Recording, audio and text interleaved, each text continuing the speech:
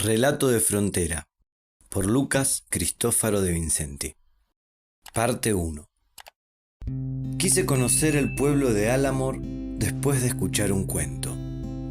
Yo viajaba con poco equipaje y usaba como brújula las voces de otros viajeros. Primero fui tras la huella de Atahualpa Yupanqui, con su libro El canto del viento, y siguiendo el eco de las bagualas, atravesé el norte argentino, el altiplano de Bolivia, hasta llegar al lago Titicaca.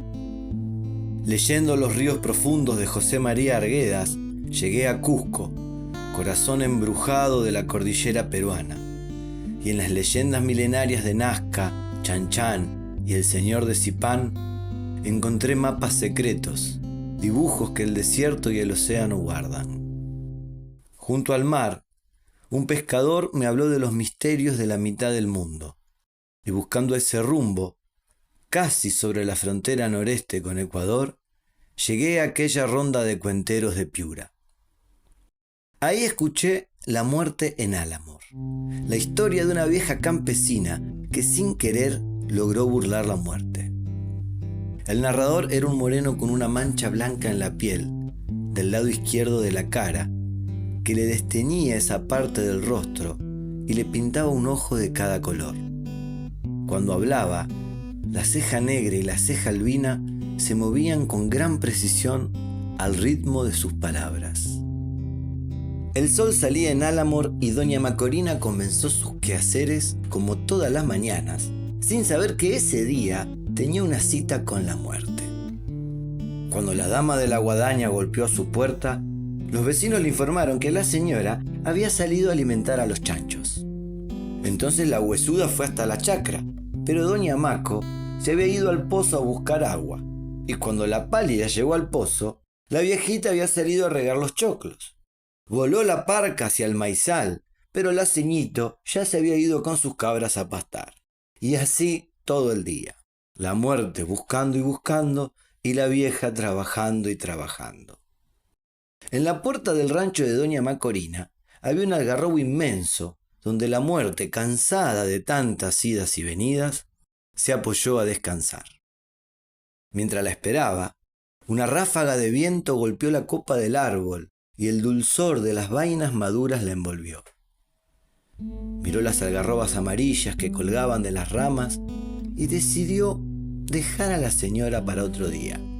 Pero antes de partir, la muerte alzó su guadaña, cortó un manojo de vainas y comenzó a chuparlas, como hacen los niños a la hora de la siesta. Después escupió a los pies del viejo árbol y se alejó bajo las sombras hasta perderse en el desierto. Cuando doña Macorina volvió al rancho, encontró su árbol muerto y el piso todo amarillo, cubierto de vainas secas. El narrador hizo una pausa y ante la mirada expectante de la ronda, sus cejas se dilataban, crecían, dibujando dos máscaras enfrentadas que partían el mundo en dos, negro y blanco. Su voz se sumó al silencio dulcemente, como susurrando un secreto. Nadie sabe por qué, pero el único árbol que crece en Álamos es el algarrobo. Y bajo su sombra espesa y dulzona respira aquel manojo de casas. Un arroyo azul que pasa por el norte hacia el Pacífico es la frontera concreta con Ecuador. Las sombras de los algarrobos son el límite exacto con el desierto que rodea el poblado. Más allá, el agua se pierde por debajo de la arena, buscando el litoral ecuatoriano. El resto es frontera y espinas. Cuando llegué al hospedaje, subí a mi habitación y miré el mapa. Ahí estaba Álamos, el puesto fronterizo más desolado y recóndito que existe entre Perú y Ecuador. Esa misma noche armé la mochila y tracé mi nuevo rumbo. Segunda parte. El asfalto terminaba justo en la parada del carro y después empezaba un ancho camino de tierra. A media mañana, entre una nube de polvo, llegó un Dodge verde con el techo cargado de pollos vivos, embutidos en unas jaulas de plástico amarillo. Subí al auto y ocupé el único lugar que quedaba vacío. Junto a mí, 2 cholas comían alitas de pollo frito que sacaban de una bolsa de nylon transparente. En el asiento delantero, un hombre gordo tomaba cerveza mientras el conductor, con la ventanilla abierta, fumaba un cigarrillo tras otro y la tierra que entraba se nos pegaba al sudor de la cara. Las horas pasaban y el auto avanzaba lento entre las lomadas amarillas que se extendían hasta el horizonte. Un sol de plomo caía sobre la carretera y dilataba aún más su desolación. Pensé en los pollos del techo, apretados y recalentados sobre nuestras cabezas, aguardando su destino, y una sensación de asfixia comenzó a cerrarme la boca del estómago. Entonces, el auto se detuvo. «Ya llegamos, señor», me dijo el conductor. «Si quiere recorrer puede dejar los bolsos ahícito, en la oficina de la empresa. El puesto de migración está por esta calle, a 3 cuadras, por si quiere registrarse». Y regresó por donde vinimos. La oficina de la empresa era un ranchito hecho con 4 maderas y hojas de palmera en el techo, a la vera de un pequeño arroyo. Dejé mi equipaje y partí a registrarme. Cuando llegué al puesto, no encontré a nadie, salvo un ventilador prendido que refrescaba la habitación de adobe, transformada en oficina con 3 muebles modernos y mucha cal en las paredes. Era la hora de la siesta. No pasaba un alma por la calle. A los pocos minutos, una señora se asomó por la ventana de una casa vecina y me dijo: «El joven que atiende aún no ha terminado su siesta, por eso no ha venido. Recuéstese si quiere, en ese banquito que está ahí, y descanse usted también mientras lo espera». No había mucho que preguntar. Con ese sol y esa calma, hasta me daba pena despertarlo. «Vive ahícito, en lo de su madre. En caso de urgencia va usted y lo despierta». Y se metió en su casa. Hasta ese momento yo viajaba tranquilo. Quería recorrer Álamos antes de cruzar Ecuador.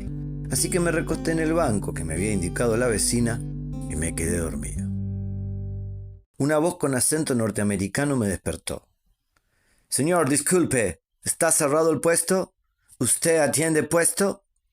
Cuando abrí los ojos vi un hombre vestido de blanco, con anteojos negros, parado junto a mis pies, muy alto y albino. Me costó reaccionar. Él siguió hablando. «Tengo urgencia por cruzar a Zapotillo, primer puesto de Ecuador, porque mi permiso vence en 2 días, ¿entiende? Si visa es vencida, hay que pagar multa. 1 día sin permiso, $1. ¿Entiende? Eso no good for me», dijo y se puso a caminar de un lado a otro. Mi pasaporte, pensé.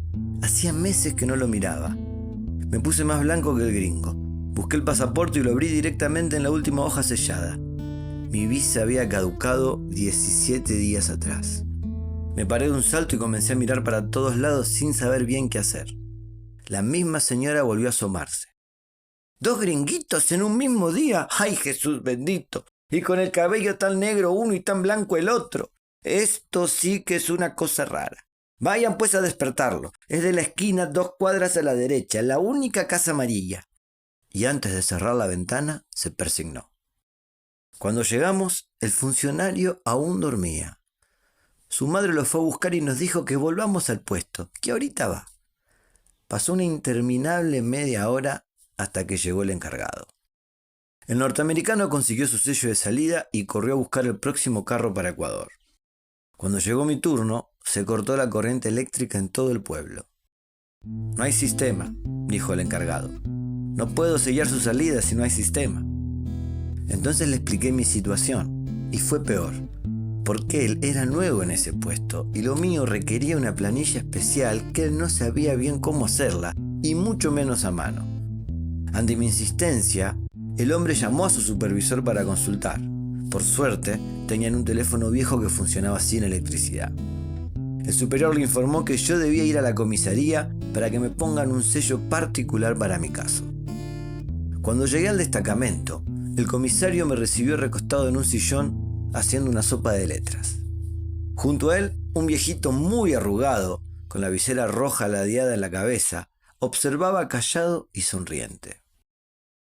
Cuando el policía sintió mi acento, soltó la sopa de letras y comenzó a hablar de Gardel, Maradona, Fangio, Leo Dan, Goyeneche y de un tal coronel Sáenz Peña que había comandado una falange argentina que se unió al ejército peruano en la guerra contra el Ecuador.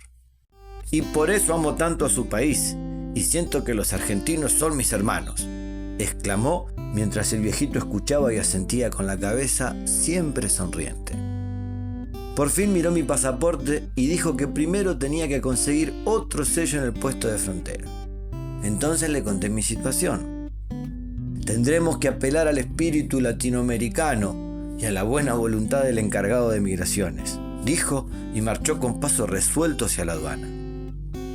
Frente al muchacho del puesto, el comisario se transformó en mi abogado defensor. En nombre de San Martín, Bolívar y todos los santos de los Andes, intentaba convencerlo de que esto era un caso excepcional y como tal debíamos olvidar las formalidades. Pero nada. El joven, que recién empezaba su carrera, no quería salirse del reglamento y ni Sáenz Peña lo hacía cambiar de opinión. El sol empezaba a caer. El funcionario, por séptima vez, fue a telefonear a su superior mientras las sombras avanzaban en la habitación y el viejo policía empezaba a cansarse. Cuando terminó la llamada, el joven nos miró y negó con la cabeza. Entonces el comisario se quitó la gorra, lo tomó por los hombros y le dijo: «Solo por hoy, hermanito, hagamos la vuelta fácil y que todo muera en la frontera». El muchacho se apartó en silencio y se sentó frente al escritorio. Sacó una vela de un cajón, la encendió con un fósforo de cera que raspó en la suela de su zapato, preparó el sello y timbró mi pasaporte. Cuando salí a la calle, vi en el horizonte un montón de nubes negras que se movían hacia el norte, y el viento que pasaba entre los algarrobos me trajo el aroma dulce de las vainas maduras. Tercera parte. Volví a la oficina a buscar mi equipaje. Estaba bajo un toldo que habían improvisado entre el rancho y dos algarrobos de la vereda. Bajo un farol a querosén que colgaba de una de las ramas, agrupados alrededor de 3 mesas y unas cuantas sillas, me aguardaban la dueña, sus hijos y algunos vecinos. El calor había disminuido y el viento que corría entre las casas traía frescuras del arroyo que estaba a nuestras espaldas. Un hombre de bigotes gruesos, con gorra blanca, la camisa medio abierta, short y ojotas, comenzó a hablarme mientras señalaba mi equipaje con la punta de la nariz. «Ahí está todito lo que usted ha dejado, señor, como también esos chivos, esas gallinas, esos chanchos y todo lo que anda por ahí sin que falte nada. Aquí nadie toca lo que no es suyo». Les di las gracias y me invitaron a merendar té de coca con choclo hervido. El señor de bigotes tomó el rol de vocero mientras los otros escuchaban atentamente la conversación. Yo les contaba de los diferentes lugares que había conocido y él cada tanto alzaba sus manos con todos los dedos hacia arriba mientras decía siempre la misma frase: «Lindo es conocer nuestro mundo». Y los demás hombres afirmaban con la cabeza. «¿Qué lo trae por Álamos, señor?», preguntó al fin la dueña del rancho. Y cuando le dije que necesitaba cruzar Ecuador, me respondió: «¿A estas horas? Difícil que consiga otro carro a Zapotillo. Recién salió el último. Llevaba nomás un solo pasajero, un gringo más blanco que la leche, que pagó el carro completo porque tenía apuro por cruzar la frontera. Mañana a las 5 de la madrugada sale el primero». El albino, pensé. ¿Qué le costaba esperar un rato? Ya fue. Duermo acá y la idea de quedarme una noche en Álamos me fascinó. El paisaje, sus habitantes, los algarrobos, todo me transmitía cierta calma familiar. Además, la tormenta ya se había desatado en el norte y desde donde estábamos se podían ver los relámpagos que cruzaban el cielo en dirección al Ecuador. «En Zapotillo va a caer harta agua hoy», dijo la señora. «Mire esos rayos, será mejor que se quede. Por estos lados nunca llueve. La sed del desierto se bebe las tormentas y apenas no llega una brisita de agua». Y en su forma de hablar, algo me recordó el cuento de la vieja y la muerte. A los pocos minutos llegó un carro. El conductor habló con la señora, luego me dijo que en 1 hora salía para Ecuador y que le sobraba un puesto. Decidí esperarlo y la mujer me sirvió más té. De a poco y con gran cortesía, al acercarse la hora de la cena, los lugareños empezaron a volver a sus casas. Cuando el carro volvió, ya me había tomado 4 tazas grandes de té de coca. Además del conductor, había 2 personas más en el automóvil. Cargué mi mochila en el baúl y solo cuando estuve sentado adentro pude darme cuenta que estaban todos borrachos. El auto arrancó bruscamente y comprendí que ya no había vuelta atrás. Cruzaría la frontera en la nave de los ebrios. Por suerte, el menos alcoholizado, o el que mejor lo disimulaba, era el conductor. El que estaba sentado junto a mí mantenía bastante la compostura y podía conversar aún con cierta lucidez. Pero el tercero, un moreno que iba con el cuerpo desarticulado en el asiento de adelante, estaba borracho hasta la médula. Se podría decir que más que alcohol en el torrente sanguíneo tenía una gota de sangre en el torrente etílico. Reía de la nada, balbuceaba insultos o lloraba y se sumergía en un silencio denso. «Primero dejaremos a mis amigos, señor. Es todo por el mismo camino», dijo el conductor mientras enderezaba al copiloto que en cada salto caía sobre la palanca de cambio. Me costó mucho mantener la calma. Estaba solo, con 3 borrachos que nunca antes había visto en mi vida, cruzando la frontera menos transitada entre Perú y Ecuador, seguramente la favorita de contrabandistas y narcotraficantes. La luna casi llena asomaba cada tanto entre las nubes y me ayudaba a controlar el miedo. Primero llegamos a la casa del moreno. Este abrió los ojos y con esa sinceridad implacable que otorga a veces la borrachera, exclamó: «¿En esta mierda vivo yo?». En la pequeña casa de barro, alzada sobre una loma desolada, no había una sola luz prendida, y el viento, junto a la oscuridad pálida de la noche, aumentaba la soledad del paraje. Sus compañeros, al oír las palabras de su amigo, rieron, pero después callaron. «Borracho de mierda este», soltó en tono de chiste el conductor, y quisieron reír, pero volvieron a callar. Me pareció que las palabras del moreno no se referían a la casa ni al paisaje, sino a la negrura que lo guardaba dentro.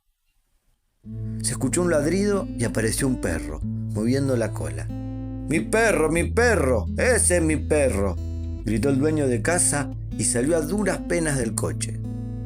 El conductor bajó un saco grande de arroz, se lo dejó a los pies, se despidieron y subió al auto. Permanecimos unos instantes más contemplando esa soledad inmensa, mientras el negro trataba de hacer coincidir las plantas de sus pies con el piso. El otro borrachín que estaba en el carro preguntó: «¿Y vive solito acá?». «Sí», dijo el conductor, y en el silencio que continuó, la desolación se dilató como una sombra. El recién llegado acariciaba al perro que festejaba su retorno. Luego intentó agarrar el costal de arroz, pero parecía que era el bulto el que lo tenía prendido a él, a tal punto que después de duros esfuerzos quedó tendido sobre el bolsón y aún así intentaba alzarlo y alzarse mientras el perro saltaba a su alrededor. Iluminada por los faros del carro, la escena se volvió grotesca y ridícula, y no pudimos más que reír, grotescos también nosotros, que permanecíamos en el auto muertos de risa, mientras ese pobre hombre luchaba contra ese bulto de arroz. El otro preguntó: «¿Sí puede, verdad?». «Sí, Cholito», respondió el conductor. «Pero no está de sobra que le colaboremos al amigo, pues». Y bajaron a ayudarlo. Cuando regresaron, el otro pasajero se sentó adelante y eso me alivió. La frescura de la noche entró por las ventanillas y pude respirar un poco más tranquilo. Llegamos a un paraje similar al anterior, pero esta vez las luces de la casa estaban encendidas y por los ojos amarillos de las ventanas se veía movimiento de gente. Mientras los 2 hombres de adelante bajaban del auto, la puerta de la casa se abrió y salió un anciano de espaldas anchas y con sombrero de cowboy. «Un ratito ya», me dijo el conductor. «Resuelvo una cosita con mi amigo y nos vamos. Directo a Zapotillo, pues». Y se alejaron hacia una camioneta roja que estaba al lado de un corral donde los aguardaba el viejo. ¿Qué otra cosa podía hacer yo más que esperar? Sentí una punzada en la vejiga y las ganas de orinar me hicieron saltar del coche. Mirando el cielo recordé las 4 tazas de té de coca, mientras la luna casi redonda asomaba quieta entre los nubarrones empujados por el viento. En la puerta entreabierta de la casa, la silueta de una mujer se detuvo un instante. Me quedé mirándola hasta que la puerta se cerró de golpe y las voces de los hombres me trajeron de nuevo a la tierra. Discutían sobre el estado de la camioneta. «Si la batería está nuevita», le decía mi chofer al viejo mientras éste repetía, «¿Nuevita? ¿Nuevita? ¡Ja! Hace 5 años que está nuevita. Cómprele una batería nueva y le doy lo que pide». Y sin agregar palabra, el viejo caminó hacia una pequeña loma que había delante de mí, se paró frente a la luna y dándome la espalda comenzó a orinar. De golpe el viento empezó a soplar fuerte y el señor se llevó una mano al sombrero. Desde atrás, su cuerpo quieto en medio de la noche, con una mano en la cabeza y la otra en la cintura, y la ropa agitada por el viento, parecía un tótem de barro y trapo. El chofer me sacó de esa ensoñación con un chiflido largo y agudo, mientras me hacía señas desde el auto para que retomemos el viaje. Anduvimos un tiempo callados hasta que el silencio se hizo incómodo y me preguntó: «Entonces, caballero, ¿ya conoce usted el Ecuador?». Yo negué con la cabeza. «Le va a gustar. Por acá es siempre muy tranquilo. ¿Ve aquella lomada iluminada? Ahícito es Zapotillo». El coche avanzaba con seguridad. Las luces se acercaban en el horizonte y el chofer, salvo por el aliento, casi no tenía señales de la borrachera. Por fin la cosa comenzaba a normalizarse, pero cuando llegamos a la entrada del pueblo, vimos algo que nos horrorizó. Un viejo algarrobo fulminado recientemente por un rayo, con volutas de humo saliendo de su tronco, y a sus pies un automóvil muy parecido al nuestro, aplastado por una rama inmensa. Había una ambulancia en el lugar, un camión de bomberos y muchas caras de espanto y tristeza. «¿Qué ha pasado, hermanito? ¿Ese es el carro del negro Benítez?», preguntó el chofer. «Sí, pues. Salió antes que usted y ha llegado con la tormenta. Venía con un solo pasajero, un gringo que quiso viajar solito. El árbol atrajo el rayo justo cuando pasaban por ahí. Murieron los 2 en el acto». Hasta ahí alcancé a escuchar. Luego las voces se volvieron un murmullo monocorde y creo que me desmayé o algo así. Lo último que alcancé a ver, antes de perder el conocimiento, fue el resplandor blanco de la luna sobre las ramas carbonizadas del algarrobo. Cuando me desperté, estaba en la habitación de este hospedaje, con todas mis cosas intactas y una taza humeante esperando sobre la mesa que hay junto a la cama. Busqué mi cuaderno de viaje, me senté en la única silla de la habitación, tomé 3 sorbos de té y empecé a escribir este relato. Este cuento forma parte de los textos seleccionados para charlar y debatir en el Club de Lectura de la Mutantera Creativa. Estos debates están subidos en Cuenteando Cuentos, el podcast que nace de las reuniones del club. Pueden encontrarlo en nuestro canal de YouTube y seguirnos en nuestras redes como La Mutantera Creativa. Allí encontrarán toda la info de nuestras producciones y actividades. Y no olvides de suscribirte al canal y darle like al cuento para ayudarnos a seguir creando. Hasta la próxima.